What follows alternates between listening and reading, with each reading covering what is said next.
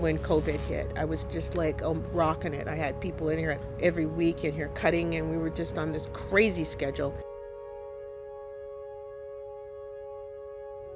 Then boom, velocity stopped. It was like the train hitting the wall. And all of a sudden it was just me. And then with the upheaval that we've been through, sparked by the George Floyd, but obviously so many things leading up to that. And all of a sudden there's this tinder wood that just goes up like a flame. Something's wrong with the culture. So our children are suffering as a result of it.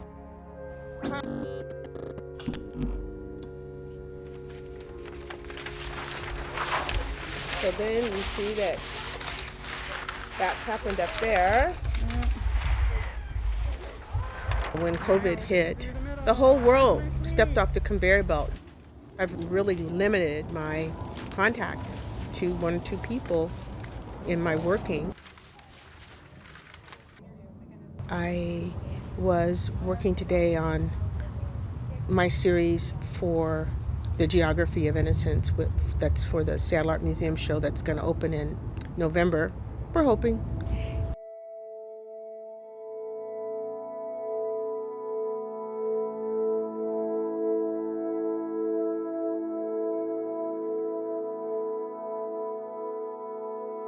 The Geography of Innocence show came up almost a year and a half ago. It's all about geography and how we read things, how we arrive, and what you read when you see a face, and what are the things that you bring to reading that map of the face that are embedded in the culture. It's about the geography. How far do you want to travel? How much do you want to know? So when you look, you're framing it according to the cultural sort of precepts that go with that. The brown face, the child. It's really interesting. Trying to make children look like children is kind of hard. The difference between, an older face and a young face, sometimes it's just a line. It's just a cut. It's just the shape of the mouth. And so if you get that a little bit off, you add 5 years or you add 10 years. Young brown children get disciplined, sort of in many different settings. And it's because we often imbue them with knowledge about that they know what they're doing, that they've got some sort of ulterior motive. So the paper cutting and sort of the reveal, the reveal that you've seen in my cutting, it's also kind of a metaphor. And so that reveal is what builds up the body of the figure. And there is kind of an illumination that comes through this open, vulnerable, loving. It's just what you see. Being by myself has not been some new torment.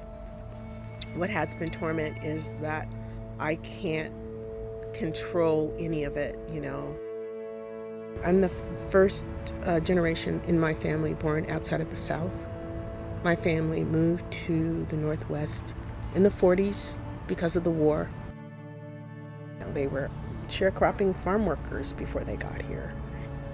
I am the sum total result of all of that dreaming, all of that effort. The upheaval that we've been through, we can't go back. And so how do we incorporate this experience into the life that, the life we have?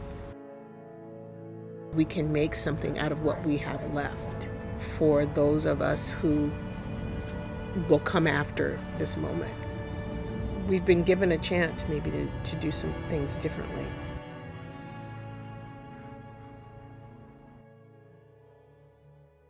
Comcast Washington is proud to help our neighbors stay connected.